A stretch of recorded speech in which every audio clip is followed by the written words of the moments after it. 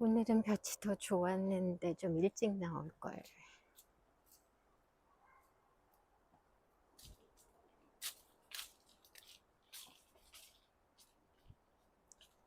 게으름 피다가 이제 나왔어요. 좀 더 일찍 나왔어야 되는데 조금 있으면 해지겠다.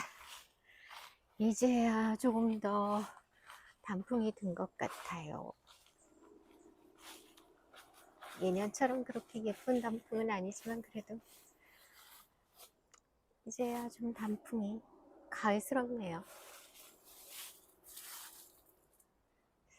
이걸 뭐라고 해야 되나? 체리도 아니고 산수유도 아니고.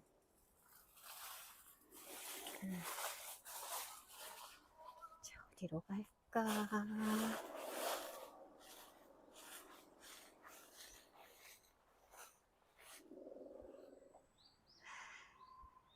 저기 위에 벤치로 갈 거예요. 아이고, 화면에는 별로 안 그래 보이지만 여기 꽤 경사가 있거든요. 그래서 좀 숨이 차네요. 어디에 앉을까? 이쪽으로 갈까? 음, 도로 옆이랑 공사하는 데가 있어서 좀 소음이 있긴 하네요.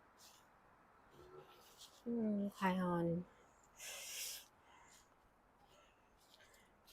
잠깐 여기서 뭔가 읽어도 크게 방해 안 될까 모르겠네요.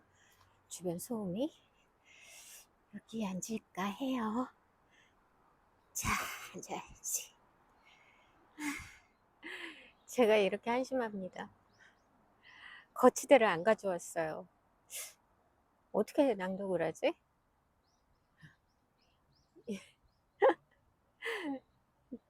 고정을 시킬 수가 없잖아요. 어쨌든 한번 이런저런 방법을 생각해 봐야겠네요. 짧게 시라도 2개 읽어보려고 하거든요. 무슨 책이냐면, 자, 헤세의 책이 헤세의 모든 길은 집으로 향한다 하는 수필하고 시가 실려 있어요. 헤세의 수필, 짤막한 수필이 꽤 많이 있고 시도 꽤 많이 있습니다. 뿐만 아니라 이렇게 본인이 직접 그린 수채화도 같이 수록이 돼 있고요.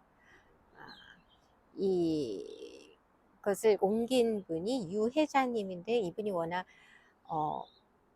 어떻게 우연한 기회에 과거에 처음 번역을 하게 할 때 맡게 된 것이 아마 헤세의 작품이었던가 봐요. 그래서 그만큼 애착이 많았던 것 같습니다. 그래서 이번에 다시 헤세의 수필과 시가 엮어서 이렇게 번역을 했는데요. 그 중에 일단은 우선 시를 좀 소개해드리고, 그리고 나중에 또 수필도 소개해드리려고 하거든요. 잠시만요. 다시 집에 들어왔다 왔어요. 이게 무슨 원맨쇼죠? 좀 다른 장소로, 아까 거기 말고요. 아까 거기 또 다른 분들이 많이 오더라고요. 여기 앉아서 잠깐 시 하나 낭독해 드릴게요. 약간 저녁으로 가는 시간이라서 좀 흐릿흐릿한데 화창할 때 나왔으면 더 좋았을까. 예전만큼 예쁘진 않지만 그래도 단풍이 들었네요, 드디어. 자, 이렇게 놓고 큐트.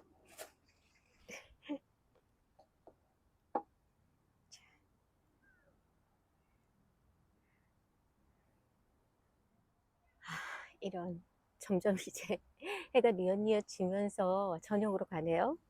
글씨가 잘 보일까 모르겠어요. 자, 아까 잠깐 보여드렸던 이 책에 수록되어 있는 시 2편을 우선 먼저 낭독해 드리려고 합니다. 자, 아까 말씀드렸던 것처럼 헤세의 시와 수필이 굉장히 풍요롭게 많이 들어가 있고요. 그리고 이런 수채화도 직접 햇세가 그린 거라고 해요. 자, 그럼 처음 낭독해 드릴 시입니다. 고백. 고운 빛이여, 당신의 유희에 기꺼이 동참하는 나를 보라. 다른 사람들은 목적과 목표가 있으나 나는 사는 것만으로도 충분하다. 모든 게 내 눈에는 다 똑같아 보일 뿐, 내 감각에 울림을 주는 것은 무한함과 유일한 것. 그것을 나는 항상 살아있다고 느낀다. 이런 그림 문자를 읽는 것은 내 삶에 언제나 보람을 준다. 영원한 것, 본질적인 것이 내 안에 존재한다는 것을 알기 때문이다. 네, 고백이었습니다. 다음으로 두 번째 낭독해 드릴 시는 늦가을이잖아요. 지금 이 제목하고도 좀 매칭이 되는 늦가을 산책이라는 시입니다. 가을비가 회색 숲을 휘저었다. 아침 바람에 골짜기는 차갑게 움츠러든다. 밤나무의 열매가 땅바닥에 후두둑 떨어져 터진 속살이 젖은 갈색을 드러낸 채 웃는다. 내 인생을 가을이 휘저었고 찢어진 잎사귀를 바람이 끌고 가 가지마다 흔드는데 열매는 어디 있나? 나는 사랑을 꽃피웠고 그 열매는 고통이었다. 나는 믿음을 꽃피웠고 그 열매는 증오였다. 나의 가냘픈 가지에 바람이 휘몰아쳐도 나는 그것을 비웃으며 아직은 폭풍에 맞선다. 열매가 무엇인가? 내 목표는 무엇인가? 나는 꽃 피우고 꽃 피우는 게 나의 목표였고 나는 이제 시든다. 시드는 게 나의 목표, 오직 그뿐.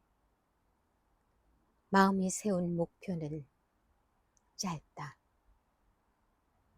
신이 내 안에서 살고 신이 내 안에서 죽고 신이 내 가슴 속에서 고통받는 것.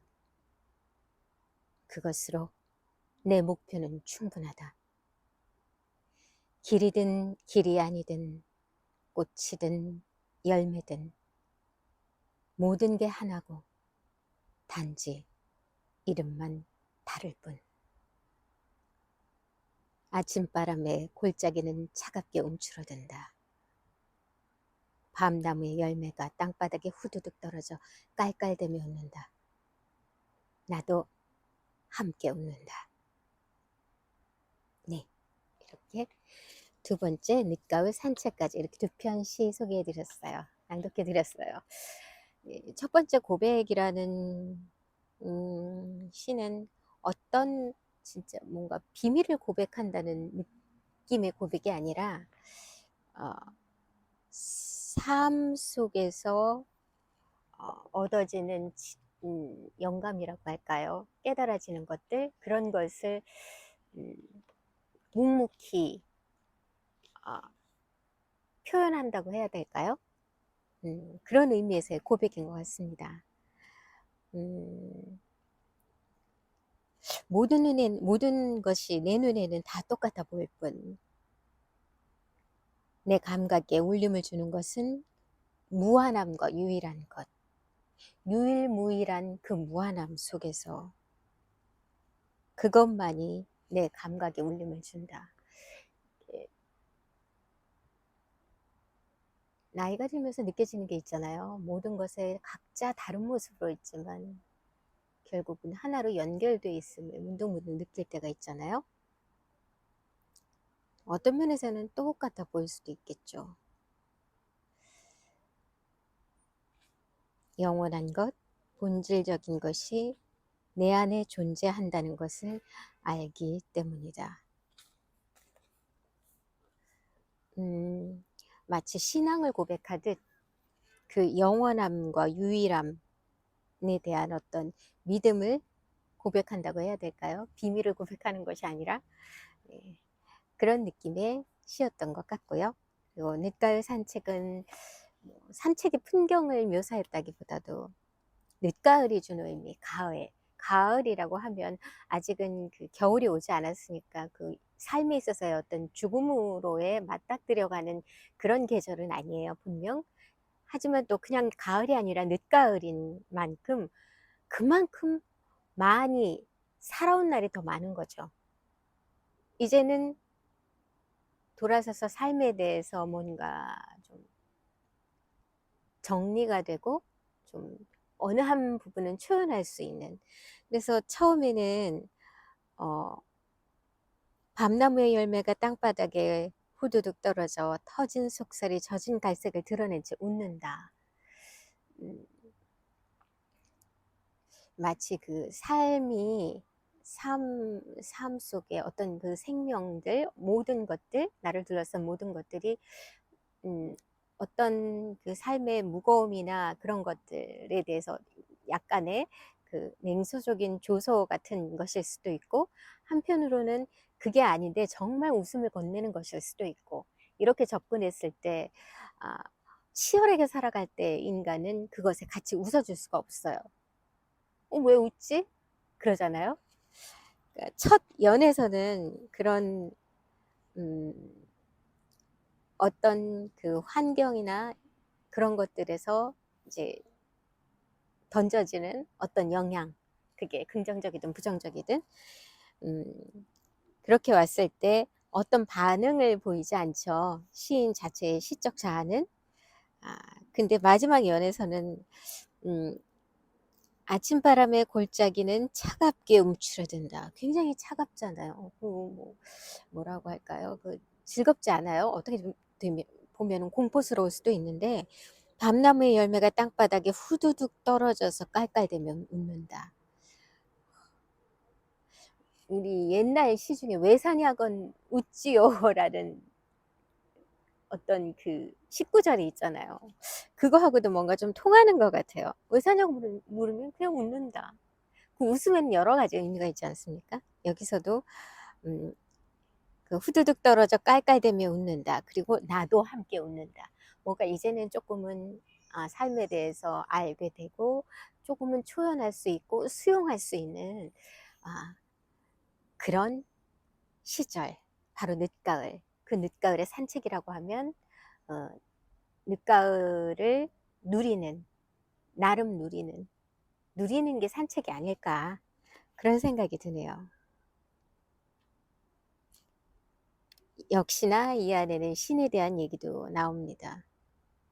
그리고 좀 약, 아, 단편적인, 정말 누구나 어떻게 보면 공통적으로 느낄 수 있는 삶의 어떤 그런 부분이 있잖아요. 나는 사랑을 꽃피웠고 그 열매는 고통이었다. 나는 어, 믿음을 꽃피웠고 그 열매는 증오했다. 나의 가냘픈 가지에 바람이 휘몰아쳐도 나는 그것을 비웃으며 아직은 폭풍에 맞선다. 아직은 폭풍에 맞선다. 삶이라는 게 막 정말 좋은 마음으로 열정적으로 뭔가 사랑을 꽃피우고 그게 일이 됐든 음, 뭐 사람이 됐든 그렇지만 그 열매는 결국 그 열매는 풍요로운 즐겁지만은 않은, 하지만 그 열매, 고통이라는 열매는 어떤 면에서는 또 다른 음, 내적 풍요를 주는데 꼭 필요한 열매일 수도 있었겠죠.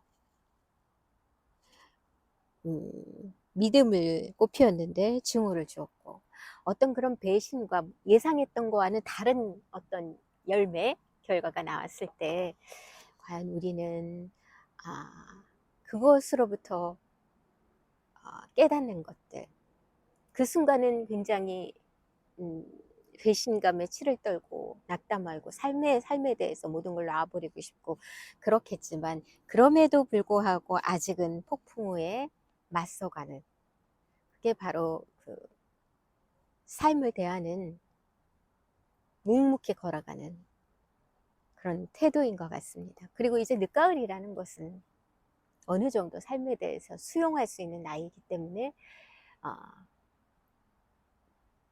그 늦가을 시절의 인생을 산책하듯이 웃으면서 그렇게 가는 모습이 느껴지네요. 햇새는 산책을 굉장히 많이 한 것 같아요. 여행도 많이 했고요. 그 여행과 산책이라는 것이 많은 영감을 주죠. 그 영감 속에서 자신을 또 정리할 수도 있고요. 산책이라는 건 참 좋은 것 같습니다. 산책은 무엇보다도 혼자 해야 한다는 것. 누군가와 같이 하는 것은 산책이라기보다는 산책은 도구이고 그냥 소통이겠죠.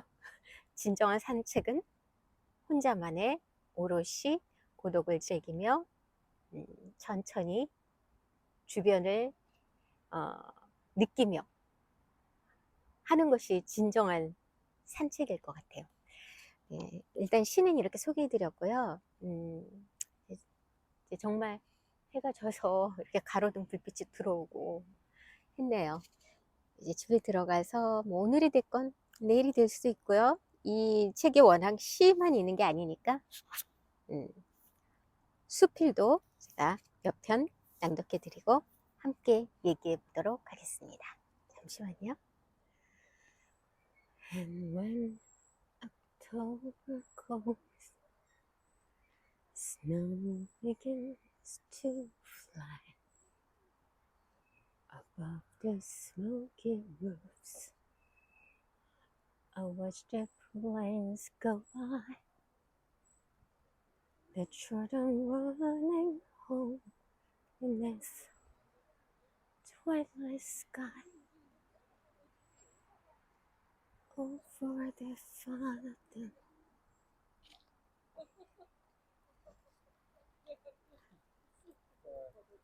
When I was one of them.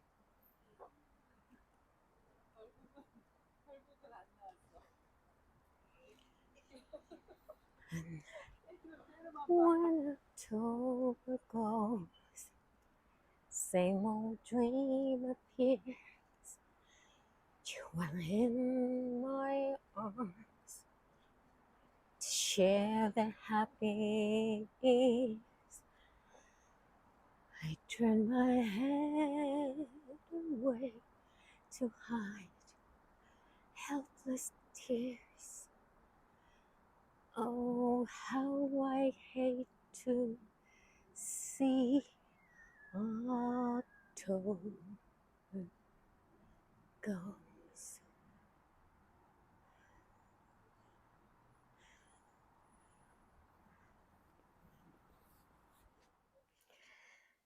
안녕하세요. 지니의 수리글방 지니 임유진입니다. 네, 앞서서 제가 시 두 편을 먼저 소개해 드렸죠. 이제는 제가 이제 수필을 소개해 드리려고 해요. 물론 같은 책입니다. 같은 책인데 시와 수필이 같이 엮였어요. 보통은 수필 따로, 시 따로인데 워낙은 햇새 자체가 뭐 시는 정말 뭐 15,000, 1,500인가 막 엄청 많은 시를 썼고 수필도 상당히 많이 썼는데 그 시집과 수필집이 있는 중에서 다는 아니고 어느 정도 다수를 골라서 다시 이렇게 책을 엮어서 번역을 한 게 바로 모든 길은 집으로 향한다라는 제목이 붙은 책입니다.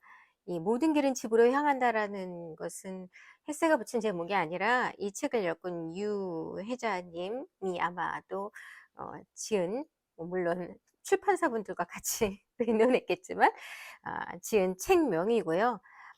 워낙은 그 시집 계단과 그리고 수필집 방랑자라는 곳에서 어 선정을 해서 엮은 그러한 책입니다.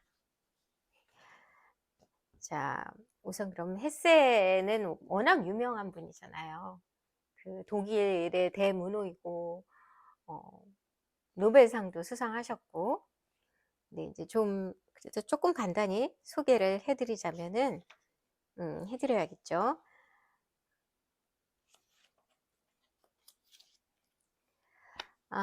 헤르만 헤세는 1877년 7월 2일 독일 칼부에서 태어났다고 해요.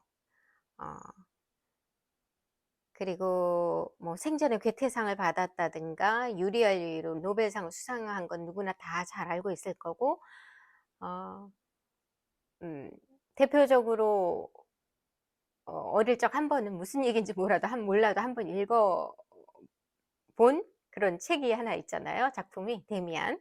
그리고 시다르타를 비롯해서 담담한 위로를 전해주는 그런 철학적 시를 좋아하는 독자가 국내에도 이렇게 많아서 바로 이 작가가 아니 이 책을 번역한 그 엮은이가 이 책을 만들게 됐다고 여기에 이렇게 나옵니다. 헤세는 워낙 성품이 신중했다고 해요. 그쵸? 그러니까 그렇게 깊은 성찰이 있는 소설 작품을 썼겠죠. 그리고 또 말보단 글로 소통하기를 좋아하셨고, 그리고 워낙 그 부친이 선교사셨기 때문에 그 헤세에게도 이제 선교사를 권유를 했었고, 그래서 신학교에 갔다가 견디지 못하고 나오게 됐다고 해요. 그리고는 결국 정신병원에까지 가서 워낙 그렇게 막 섬세하고 여리고 워낙 그렇게 정말 그 아이의 성향인 분들은 그런 단체 생활을 한다는 게 굉장히 어렵죠. 혼자의 시간이 필요한 그런 성향들은. 그래서 결국은 뭐 정신병원에 가서 있기까지 했는데 나중에는 뭐 일반 고등학교로 옮겼고, 그러면서 서서히 이제 자기 길을 구축해 나가기 시작을 하죠. 한참 반항을 할 때는 그 신학교에서 좀 좋지 않은 그런 기억 때문에 부모님들과 주변 사람들에게 뭐 니체의 신은 죽었다, 군다나 그렇게 선교사 집안인데 그런 말까지 하면서 뭐 대들기도 한 적도 있다고 합니다.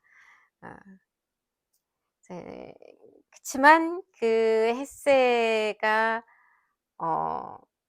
세속적인 성취에 만족하지 못하고 신을 찾으려고 이렇게 끝까지 부단히 노력한 그 원동력은 아마도 그 경건주의적 배경에서 생긴 게 아닐까라고 이 글쓴이는 말을 하고 있네요. 헤세는 사람들이 자신의 삶을 이기적인 욕망이 아니라 신에게서 받은 임무로 여기고 신 앞에서 봉사와 희생으로 살고자 하는 것, 그러한 내 어린 시절의 경험이 내 삶에 많은 영향을 미쳤다라고 실제로 본인 스스로가 그렇게 말했다고 합니다.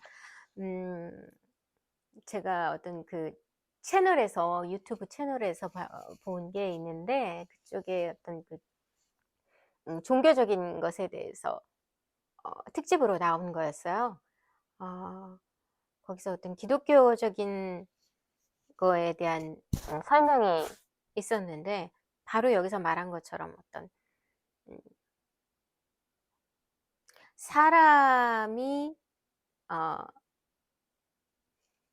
가져야 되는 기본적인 아주 그 원형적인 그러한 어떤 덕목이라고 해야 할까요?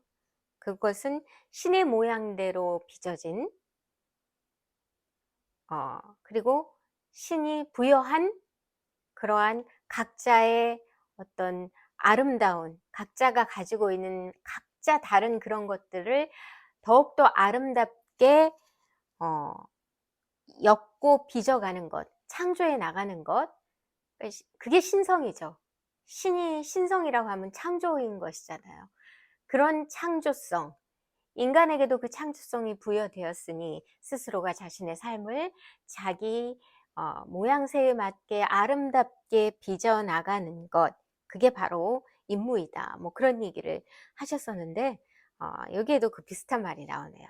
사람들이 자신의 삶을 이기적인 욕망이 아니라 신에게서 받은 임무로 여기고 신 앞에서 봉사와 희생으로 살고자 하는 것.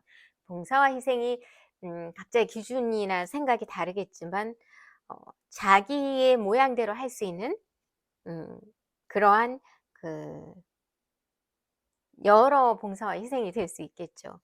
그 이기적이지 않은 그런 욕망을 벗어나서 좀 더 이상적이고 좀 더 상위적인 그러한 개념의 어 모양새로 본인을 창조해 나가는 것, 그게 곧 임무이다. 뭐 그런 말이겠죠. 네. 그리고 이 이분은 또 특성이, 헤르만 헤세는 그 워낙 또 대문호가 또 한 분 계시죠. 토마스만.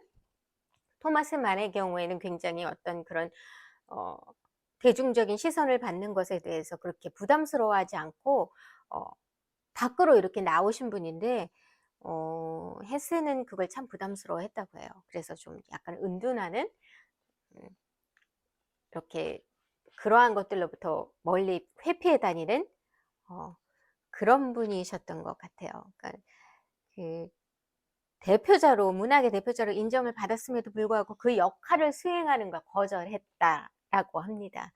그 활발하게 활동한 그 작가로서의 그런 것보다는 뭐 어떤 모든 매체를 거부하고 어 지극히 개인적이고 어떤 그런 생활을 하셨던 것 같아요. 어 단 한 사람, 니논이라는 어 동반자가 있었는데 그 여자 가정부라고 해야 되나요? 가사 도우미 정도 되는 사람이었는데 상당히 좀 가까웠던 것 같아요. 하지만 헤세는 어떤 선을 그었다고 합니다. 어 아주 그렇게 밀착되지는 않은, 그 뮤즈가 될 정도의 그런 것은 필요하지 않았던 거죠, 헤세한테는. 너무나 어 자기 내면에 들어가 있는 분이기 때문에 어떤 그렇게 좀 젊은이들이 갖고 있는 서로 뭔가 주고받고 하면서 느껴지는 어떤 열정, 그런 것과는 조금 거리를 둔 분이었던 것 같아요. 그래서 니논에게는 정말 끝까지 어 원하는 바를 주지 않았던 것 같아요. 물론 그 헤세의 죽음을 처음 발견한 것도 그 니논이라는 그 여자였긴 하지만 어쨌든 뭐 그랬다고 합니다. 일단은 뭐 헤세는 말이 그렇지 뭐 1,400편에 넘는 시를 썼다고 하니까 굉장한 분이죠. 음. 밖으로 드러내서 어떤 매체 활동을 하는 대신에 어 오롯이 그동안의 어떤 그냥 자기만의 작품 활동을 하셨던 게 아닌가? 음 그런 생각이 드네요. 헤세는 1962 년에 아 작고하셨다고 합니다. 아마도 사인은 심장마비였던 걸로 어 알고 있습니다. 아마 그렇게들 알고 있는 것 같습니다. 네. 자, 이 책을 이렇게 보면요. 이렇게 목차를 보면 각 어떤 시는 물론 당연히 뭐 굉장히 다양한 제목이 붙어 있지만 수필의 경우에 보면은 어 어떤 추상적인 제목이 아니라 다 어떤 나름의 장소입니다. 농부의 집, 산고개, 마을, 다리, 목사의 사태, 다 장소잖아요. 딱 하나 비 오는 날씨, 이거 말고는 거의가 다 뭐 장소, 뭐 자연, 이렇게 눈에 보이는 어떤 관찰하는 그런 뭐 산이라든가 어쨌든 결국 다 장소가 될 수 있는 그런 것들이에요. 산이 됐든 호수가 됐든 뭐 그런 그런 것들 모두가 다 거의 장소라고 할 수 있겠죠. 공간. 비 오는 날씨와 한낮의 휴식이라는 것 말고는 거의 대부분이 그런 것 같습니다. 결국 이제 이분이 워낙 그 여행을 많이 하셨다고 했잖아요. 여행과 산책, 나름 여행이지만 또 다른 말로 방랑. 그래서 작품의 제목도 방랑이라고 했잖아요. 그런 어떤 방랑 속에서 얻어지는 그 시적 그리고 산문적인 어떤 영감이라든가 삶에 대한 영감, 음 그런 것들을 끊임없이 변주하면서 자신을 이렇게 뭔가 그야말로 창조해 나아가는 어 그런 분이셨던 것 같습니다. 그래서 이 공간이 주는, 제가 가만히 생각해 봐도 참 공간이 많은 걸 좌우하는 것 같아요. 공간이 주는 어떤 기운이 어 사람을 어떤 모드로 변하게 하는 것 같습니다. 그래서 시 말고 이 에세이들의 대부분이 그 음 공간을 위주로 어 제목으로 해서 이렇게 수필을 엮으셨는데, 어 아마도 헤세 이분도 어떤 그 방랑과 여행을 하면서 각각의 장소가 주는 어떤 그 이미지나 기운 속에서의 어떤 음 본인의 사색과 연결지어서 그렇게 어떤 작품을 하나하나 이렇게 자신을 회고하듯이 고백하듯이 이렇게 써내려간 것 같아요. 자, 그중에서 어떤 걸 읽을까요?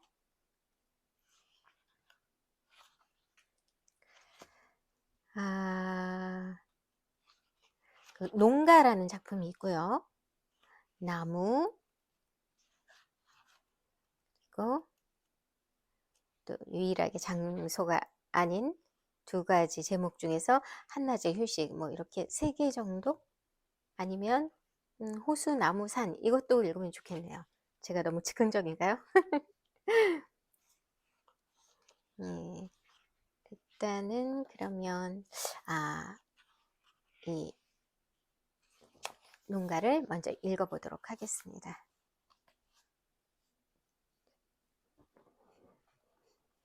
농가.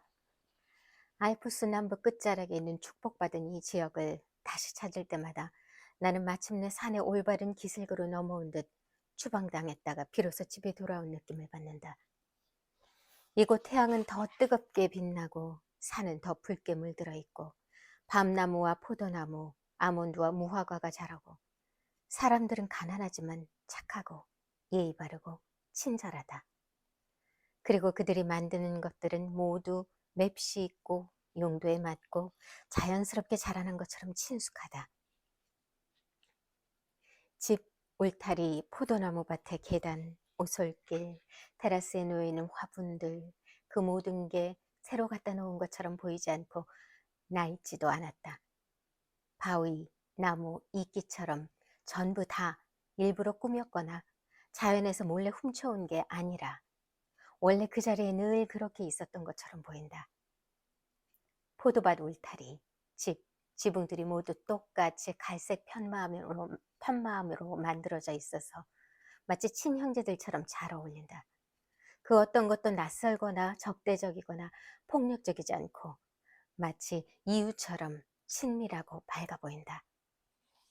담장, 바위, 그루터기, 풀이나 땅, 그 어느 곳이든 원하는 곳에 편히 앉아보라. 어디든 한 폭의 그림과 시가 당신을 에워쌀 것이다. 어디에서든 주변이 당신을 중심으로 아름답고 행복하게 조화를 이룰 것이다. 여기는 가난한 농부가 사는 농가다. 집에 소는 없고 돼지, 염소, 닭뿐이다. 그들은 포도 농사를 짓고 옥수수, 과일, 채소를 키운다. 집은 전부 돌로 만들었고 바닥과 계단도 돌이다. 양쪽 두 개의 돌기둥 사이에 농장으로 올라갈 수 있게 돌을 깎아 만든 층계가 있다. 어디서나 식물과 돌 사이로 푸른 호수가 보인다. 많은 생각과 근심은 눈 덮인 산 너머에 남겨놓고 온 것 같다. 고통받는 사람들과 추한 것들과 어울려 지내는 사람들은 너무 많은 생각과 걱정을 한다. 그곳에서는 존재의 정당성을 찾기가 매우 힘들고 절망적이다. 그렇다면 어떻게 살아가야 할까? 불행한 일을 많이 겪으면서 사람은 깊은 고민에 빠져든다. 하지만 여기에서는 아무 문제가 없으니 존재의 정당성을 굳이 찾을 필요도 없고 생각은 한낱 유희가 된다. 세상은 아름답고 인생은 짧다는 것을 저절로 알게 된다. 눈이 한 쌍 더 있으면 좋겠고 폐가 하나 더 있으면 좋겠고 풀밭에서 다리를 뻗어 다리가 더 길면 좋겠다는 생각을 할 때도 있지만 그런 소원까지 다 이루어지는 것은 아니다. 난 거인이 되고 싶다. 그럼 알프스 풀밭 염소들 사이에 누워 머리는 하얀 눈밭에 가까이 두고 발가락은 깊은 호수에 담가 물장구를 치고 싶다. 그렇게 누운 나는 결코 다시 일어나지 않고 내 손가락들 사이로 덤불이 자라나고 내 머리에는 알프스 장미가 자라고 무릎은 작은 구름지가 되고 내 몸 위에 포도밭이 펼쳐지고 집과 예배당이 들어선다. 그렇게 나는 만년간 누워 하늘을 올려다보고 호수를 내려다보고 싶다. 내가 재채기하면 천둥이 치고 입김을 내뿜으면 눈이 녹고 폭포수가 춤을 추며 흘러내릴 것이다. 내가 죽으면 온 세상이 함께 죽으리라. 그럼 나는 드넓은 바다 위를 날아가 새로운 태양을 가져올 것이다. 오늘은 어디서 잠을 청할까? 어디든 상관없다. 세상은 뭐라고 했나? 새로운 신, 새로운 법과 새로운 자유를 만들었을까? 어찌되든 나와 상관없는 일이다. 그러나 이 높은 곳에 이 파리에 은색 털이 자욱이 나 있는 앵초가 피어나고 이 높은 곳에 이파리에 은색 털이 자욱이 나 있는 앵초가 피어나고 조용하고 달콤한 바람이 저 아래 포플러 안에서 노래하고 내 눈과 하늘 사이에 황금빛 벌들이 날아다니며 윙윙대는 것은 나하고 상관없는 일이 아니다. 그것은 윙윙대며 행복의 노래를 부르고 영혼의 노래를 흥얼댄다. 그 노래가 내게는 세계사다.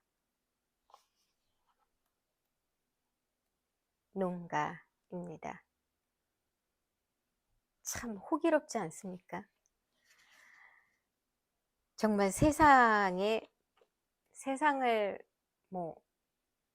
뭘 천만금을 준다 해도 다 부럽지 않고 마치 지금 실제로 내 몸은 몇 척밖에 되지 않지만 마음은 마치 정말 만큼 커져서 내 다리와 머리끝과 모든 것이 산과 물을 다 아우르고 음, 그런 마음으로 이렇게 자연과 함께 그리고 이런 어, 농가에 있는 어떤 고즈넉한 정말 한가로운 그런 정취와 함께 이렇게 같이 이렇게 섞여서 녹아있는 바로 이 순간이 그 무엇보다도 행복한 순간인 거죠. 세상은 어떻게 돌아가나, 정치는 어떤가, 그런 게 무슨 상관입니까? 정말 호기로움을 한껏 표현한 그런 수필인 것 같네요. 농가였습니다. 다음은 나무라는 에세이입니다. 나무는 언제나 내게 열정적인 설교자다. 나는 나무가 숲에 함께 어우러져 있는 것을 보면 존경의 마음이 든다. 그러나 홀로 서 있는 나무를 보면 존경하는 마음이 더 크다. 그것은 마치 외로운 사람처럼 보인다. 어떤 나약함 때문에 도망쳐 숨어 지내는 은둔자가 아니라 베토벤이나 니체처럼 고립된 위대한 사람들 같다. 나무의 꼭대기에서 세상이 시끄럽게 윙윙대고 뿌리는 무한한 영원함에 휴식을 취한다. 그것은 자신을 잃지 않고 오직 하나를 이루기 위해 전력을 다한다. 자기 자신만의 독특하고 자기 안에 존재하는 법칙을 실현하고 자신만의 형태를 구축하고 자신을 표현하는 것이다. 아름답고 튼튼한 나무보다 더 성스럽고 귀감이 될 만한 것은 없다. 나무가 잘리고 벌거벗은 죽음의 상처를 햇빛에 드러낼 때 사람들은 구루터기에서 잘려나간 나무의 표면을 보고 그의 전 생애를 읽을 수 있다. 가지가 병합된 흔적이나 힘겨운 투쟁, 고통, 질병, 행복과 번성, 헐벗었던 해와 풍성한 해, 극복한 공격, 무던히 길었던 폭풍의 흔적들이 나이테에 다 새겨져 있다. 농부의 자식이라면 누구나 단단하고 값비싼 나무는 좁은 나이테를 갖고 있다는 것, 산 높은 곳에서 지속적인 위험에 노출된 나무가 잘 부러지지 않고 강하고 쓸만한 줄기로 자란다는 것을 잘 알고 있다. 나무는 성스러운 성지다. 나무와 말할 수 있고 나무의 말을 들을 수 있는 사람은 진리를 터득한다. 그것은 교리나 율법을 설교하지 않고 개별적인 것은 고려하지 않은 채 삶의 기본 원칙을 설교한다. 한 나무는 말한다. 내 안에 씨앗, 불꽃과 사상이 숨어 있다. 나는 영원한 삶의 표본이다. 영원의 어머니는 딱 한 번의 시도로 나를 만들었다. 내 형체와 껍질의 수관들은 유일무이하다. 우둥지의 아주 작은 나뭇잎의 움직임과 내 껍질에 난 작은 흠집도 나만 갖고 있는 거다. 내 임무는 딱 하나뿐인 그 모든 것을 영원히 드러내 보여주는 것이다. 한 나무는 말한다. 내 힘의 원천은 믿음이다. 나는 내 조상을 모르고 내 몸에서 해마다 태어나는 수천의 자식들을 모른다. 나는 씨앗의 비밀을 끝까지 지키지 못할 것에 대한 걱정뿐이다. 나는 신이 내 안에 있다고 믿는다. 내가 하는 일이 성스러운 임무라는 것도 믿는다. 그런 믿음으로 나는 살고 있다. 우리가 살면서 슬픔에 빠지고 인생을 살아갈 힘이 없다고 느낄 때 나무가 우리에게 말한다. 조용히 해. 나를 봐. 삶이 쉽지 않다든지 삶이 힘들지 않다는 생각은 어린아이 나는 거야. 하느님이 당신에게 하는 말에 귀 기울이면 더 이상 그런 생각을 하지 않을 거야. 당신은 당신이 살아가는 길이 어머니와 고향으로부터 멀어진다는 생각에 두려워하고 있어. 그러나 당신이 내딛는 발걸음과 매일 맞이하는 하루가 당신을 새롭게 어머니에게로 인도해 줄 거야. 고향은 여기 혹은 저기에 있지 않아. 고향은 어디 다른 곳이 아니라 당신 마음속에 있어. 밤에 바람에 나부끼는 나무가 하는 말을 들으면 방랑에 대한 갈망에 가슴이 찢어진다. 나는 조용히 오랫동안 그 소리에 귀를 기울인다. 그럼 방랑에 대한 갈망의 본질과 의미를 알 수 있다. 그것은 고통으로부터 멀리 떠나고 싶은 욕구처럼 보이지만 실상은 그렇지 않다. 그것은 고향과 어머니의 기억에 대한 그리움, 삶의 새로운 모습에 대한 그리움이다. 그것이 나를 집으로 인도한다. 모든 길은 집으로 향한다. 모든 발자국은 탄생이고 모든 발걸음은 죽음이고 모든 무덤은 어머니다.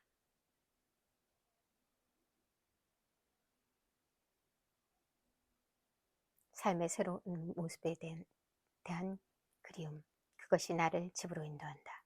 모든 길은 집으로 향한다. 모든 발자국은 탄생이고 모든 발걸음은 죽음이고 모든 무덤은 어머니다. 저녁에 우리가 자기만의 유아적 사고에 두려워하면 나무는 그렇게 속삭인다. 나무는 우리보다 수명이 훨씬 긴 것처럼 평온하고 호흡이 매우 긴 오랜 생각을 한다. 우리가 나무가 하는 말에 귀 기울이지 않는 한 나무는 우리보다 더 지혜롭다. 그러나 우리가 나무의 소리를 듣는 법을 배우고 나면 우리 생각의 짧음, 어린애 같음, 섣부름과 성급함에 비할 데 없는 기쁨을 느낄 수 있다. 나무가 하는 말을 들을 줄 아는 사람은 더 이상 나무가 되고 싶다고 갈망하지 않는다. 그는 자기 자신이 아닌 다른 것이 되고 싶어 하지 않는다. 그것이 고향이다. 그것이 행복이다. 나무였습니다. 나무. 긴 호흡의 나무. 처연한 나무. 그 나무의 소리에 귀를 기울일 줄 아는 사람은 더 이상 나무가 되고 싶어 하지 않는다.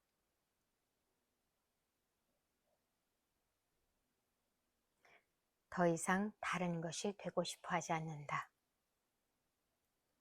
그렇게 자기 자신의 존재에 머무는 것.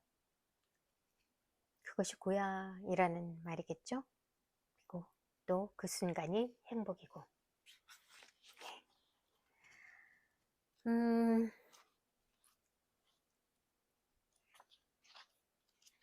자, 이번에는 호수, 나무, 산. 참 이 에세이가 좋은 게 특히나 이 가을에 너무 잘 어울리는 것 같아요. 그 뭔가 자연이 말하는 소리, 그게 그냥 들려오는 뭐 바람 소리든 어, 나뭇가지에 부딪히는 소리든 나뭇잎이 떨어져서 바스락거리는 소리든 물 흐르는 소리든 그냥 일차원적인 그런 소리도 있겠지만 조용히 자연과 어떤 같이 숨을 쉬는 느낌, 호흡을 같이 하는 호흡의 리듬을 같이 하는 바이브를 같이 하는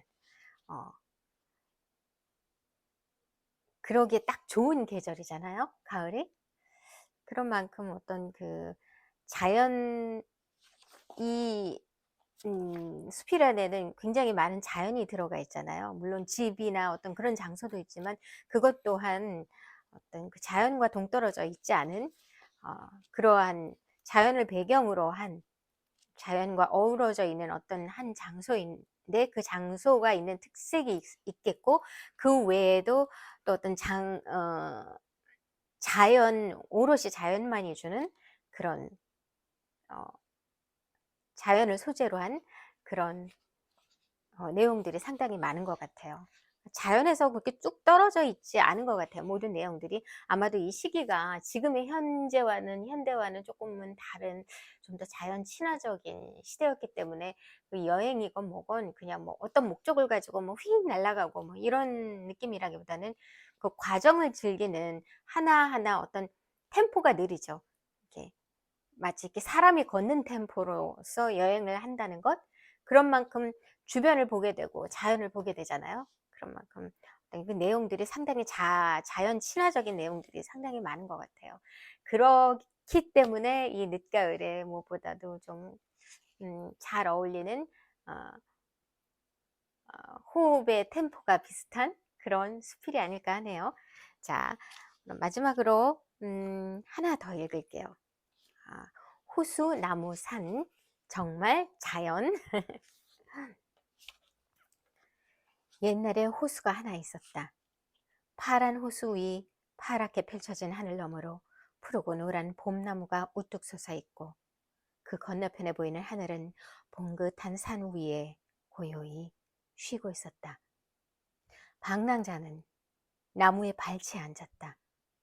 노란 꽃잎이 그의 어깨 위로 떨어졌다. 그는 피곤해 두 눈을 감았다. 노란 나무에서 꿈이 그에게로 내려앉았다. 방랑자는 작은 소년이 되어 고향집 뒷뜰에서 어머니가 부르는 노랫소리를 들었다. 노란 나비가 파란 하늘을 기분 좋게 날아가는 것도 보았다. 소년은 나비를 쫓아 초원을 지나 시냇물을 건너 호숫가로 달려갔다. 나비는 맑은 물 높이 치솟아 더 멀리 날아가고 소년도 뒤따라 밝고 가벼운 몸짓으로 파란 허공을 행복하게 날아갔다. 소년의 양쪽 날개에 햇빛이 반짝였다. 소년은 노란 나비를 따라 호수 위를 날고 높은 산 위로 날아갔다. 산 위에 구름신이 서서 노래를 부르고 있었다. 소년은 주위에 천사들이 모여들고 천사들 가운데 소년의 어머니를 닮은 한 천사가 초록 물뿌리개를 들고 튤립 꽃밭에 물을 뿌려 꽃들이 물을 마실 수 있게 해주었다. 그 천사에게 소년도 날아갔다. 천사가 된 소년이 어머니를 꼭 안았다. 방랑자는 눈을 비빈 다음 다시 감았다.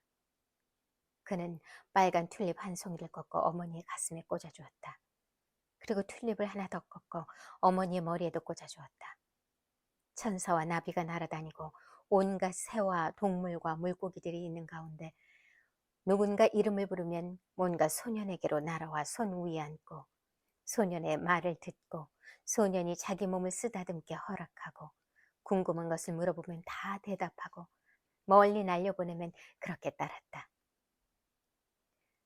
방랑자는 잠에서 깨어나 천사들을 생각했다. 나무에서 고운 잎들이 흩날리는 소리를 듣고 나무 속에서 금빛 줄기가 오르락내리락 하며 내는 소리를 들었다. 그를 내려다보는 산에 하느님이 갈색 외투를 입고 몸을 기댄 채 노래를 부르고 있었다. 유리 같은 호수의 수면 위로 하느님의 노래가 울려 퍼졌다. 단조로운 노래였다. 그 노랫소리가 나무 속 에너지의 조용한 흐름, 심장의 피가 고요히 도는 소리, 꿈에서 뛰쳐나와 그의 몸을 뚫고 조용히 흐르던 황금빛 흐름의 소리와 뒤섞였다. 그도 가사를 천천히 길게 끌면서 노래를 부르기 시작했다. 웅얼거리는 그의 노래는 아무 기교가 없어서 공기와 물결 같고 벌이 윙윙대는 소리 같았다. 그 노래는 먼 곳에서 노래를 부르고 있는 하느님, 나무 속의 물줄기가 들려주는 소리, 피가 혈관 속을 돌며 부르는 노래에 대한 화답이었다. 오랫동안 방랑자는 봄바람에 살랑이는 종꽃처럼 풀 속에서 노래하는 메뚜기처럼 홀로 노래했다. 그는 1시간 동안, 아니 1년 동안 노래했다. 그는 어린아이처럼 경건하게 나비, 어머니, 튤립, 호수, 몸속의 피와 나무 속의 피를 노래했다. 다시 길을 떠나 아무 생각 없이 따뜻한 지방으로 들어가자 앞으로 가야 할 길, 목적지와 자신의 이름이 방랑자의 머리에 하나씩 떠올랐고 오늘이 화요일이라는 것, 저기에 밀라노행 기차가 다닌다는 것도 생각났다. 그리고 아주 먼 곳으로 간 다음에야 노랫소리가 호수를 건너 들려왔다. 그곳에 갈색 외투를 입은 하느님이 선 채 아직도 여전히 노래를 불렀지만 방랑자의 귀에는 그 소리가 점점 멀어져 갔다. 네, 이렇게 마지막으로 호수나무산 읽어드렸습니다. 이 수필 속에 나오는 소년이 아마 이 시적 자신 햇새가 아닐까 하네요. 어느 순간 그 전혀 다른 세계 속에서 다른 사람이 되어서 천진한 소년이 되어 현실과는 동떨어져 있는 어떤 그런 속도의 그런 색깔의 그러한 어떤 곳에서 호수, 나무, 산, 직접 그 작가가 본 호수, 나무, 산일 수도 있지만 눈을 감고 상상 속에 있는 호수와 나무, 산일 수도 있겠죠. 현실과는 조금 다른 휴식과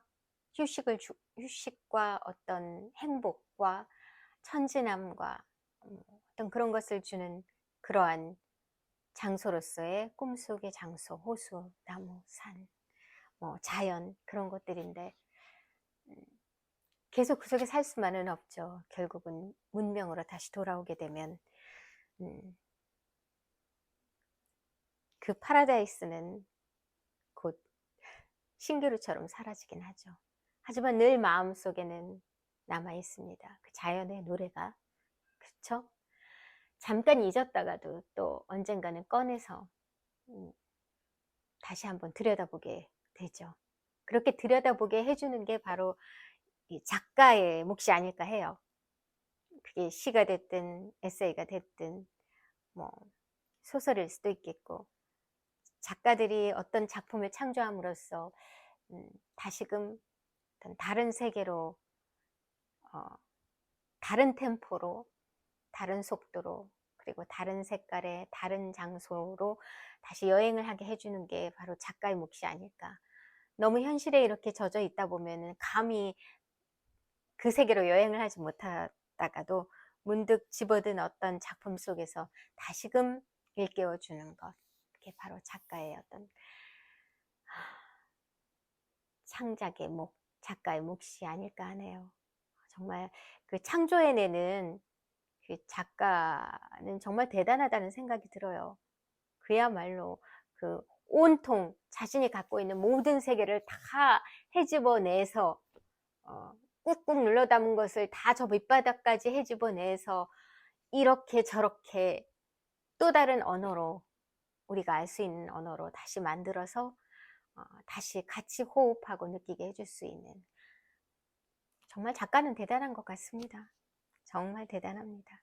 문득 별것 아니지만 나도 한 편의 시나 에세이를 써볼 수 있었으면 좋겠다. 그런 강좌를 한번 들어볼까? 뭐 이런 생각도 문득 괜시리 듭니다. 네, 오늘은 앞서서 이 책의 시와 소설로 시와 수필로 엮여진 이 책에서 우선 시 두 편을 먼저 소개해드렸고, 다음으로 수필 세 편을 낭독해드렸습니다. 이제 밖은 아주 깜깜해졌고요. 저는 이제 저녁을 먹을 거고요. 자, 이렇게 저렇게 정말 장소를 옮겨 다니면서 어색하고 뭐 그랬지만, 밖에서 이렇게 좀 낭독하다 보면 사람들이 지나갈 때 좀 그렇기도 하거든요. 하지만 그런 어색함을 무릅쓰고 한번 낭독도 해봤고요. 자, 이렇게 또 하루가 지나가 버렸습니다. 가을을 노래하면서 노래도 흥얼거려 보기도 하고요. 그야말로 오늘은 브이로그가 됐네요.